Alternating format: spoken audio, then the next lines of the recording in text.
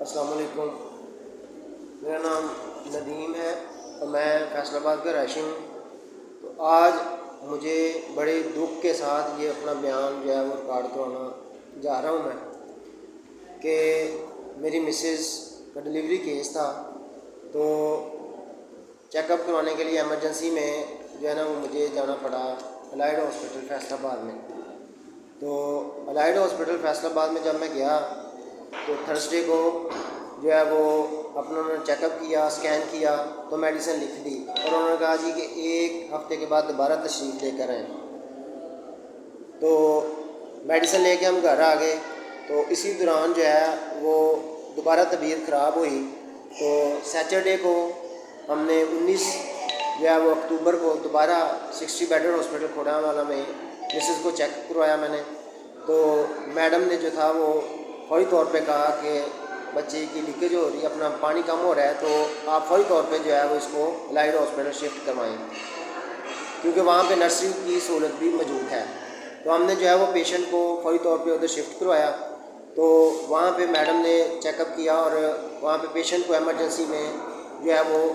کیا کہتے ہیں ایڈمٹ کر لیا۔ ایڈمٹ کرنے کے بعد جو ہے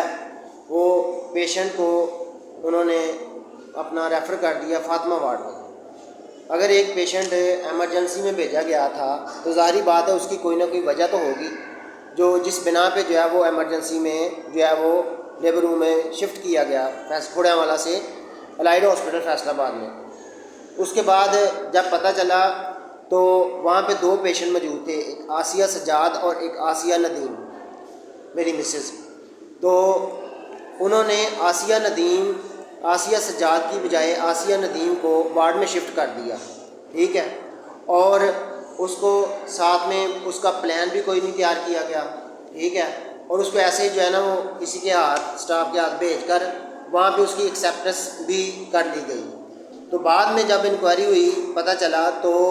2 گھنٹے کے بعد جب شفٹ چینج ہوئی تو جب چارٹ دیکھے گئے، جب میڈیسن جو ہے وہ انسرٹ کرنے کے لیے اسٹاف گئی، تب پتہ چلا کہ یہ تو پیشنٹ جو تھا وہ ایمرجنسی میں تھا، تو اس کو پیشنٹ کو ریفر نہیں کرنا چاہیے تھا اپنا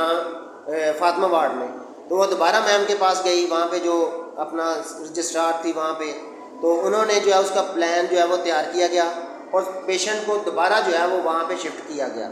3 گھنٹے کے بعد۔ بات یہ ہے کہ مطلب اگر پیشنٹ سیریس تھا تو اس کو اپنا رانگلی کیوں وہاں پہ فاطمہ وارڈ میں شفٹ کیا گیا؟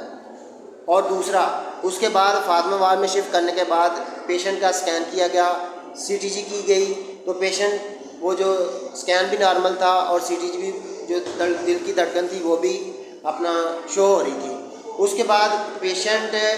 کو دوبارہ کل اپنا جو ہے وہ کل وہاں سے انہوں نے بھیجا لیبر روم میں، دوبارہ طبیعت خراب ہوئی، انہوں نے اسٹاف کو ساتھ بھیجا کہ جی یہ ایمرجنسی ہے تو اس کی اسکین اور CTG کروا کے لے گا۔ اب وہاں پہ اسٹاف نے کیا کیا کہ اسٹاف جو تھی وہاں پہ گئی ہے اور اس کو پیشنٹ کو وہاں پہ چھوڑ کے وہاں پہ واپس آ گئی ہے، ٹھیک ہے۔ 4 گھنٹے 5 گھنٹے 6 گھنٹے کے بعد وہ پیشنٹ ذلیل وہاں پہ ہوتا رہا، اس کی نہ CTG ہوئی نہ اسکین ہوا، ٹھیک ہے۔ تو پیشنٹ کو جو ہے وہاں پہ ہی جو ہے نا وہ پھر میں نے اپنے سورسز سے مجھے پتہ چلا تو میں نے اپنے سورسز سے جو ہے وہ کسی نہ کسی کو بھیجا وہاں پہ، تو انہوں نے اسکین کیا تو وہاں پہ جو تھا وہ اس کی پتہ چلا کہ CTG میں جو ہے نا وہ دھڑکن جو ہے وہ نہیں ہو رہی، ٹھیک ہے۔ تو پتہ پھر بعد میں اسکین سے پتہ چلا کہ جی وہ ایکسپائر ہو گیا بیبی۔ تو مجھے صرف یہ جو ہے نا بات کرنی تھی کہ میرے ساتھ یہ ہو گیا ہے، میں ایک اپنا محکمہ صحت کا ملازم ہوتے ہوئے جو ہے وہ میرے پاس سورسز بھی تھے، میں نے اپنا ریکویسٹ بھی کی سر سے، مطلب اپنے دوست احباب سے جو وہاں پہ PG تھے وہاں پہ لگے ہوئے، تو میرے پیشنٹ کے ساتھ یہ واقعہ ہو گیا ہے تو وہاں پہ پتہ نہیں کتنے جو ہے پیشنٹ کے ساتھ رہتا ہوگا۔ اگر وہ اسٹاف جو تھی اس کے ساتھ آتی یا جو HO تھا وہ لکھ کے بھیج دیتا، ایمرجنسی کال کرتے، ایمرجنسی کال لکھ دیتے ریڈیالوجی ڈپارٹمنٹ کو، یہ فوری طور پہ جو پیشنٹ ہے اس کی CTG اور اسکین چاہیے، تو وہ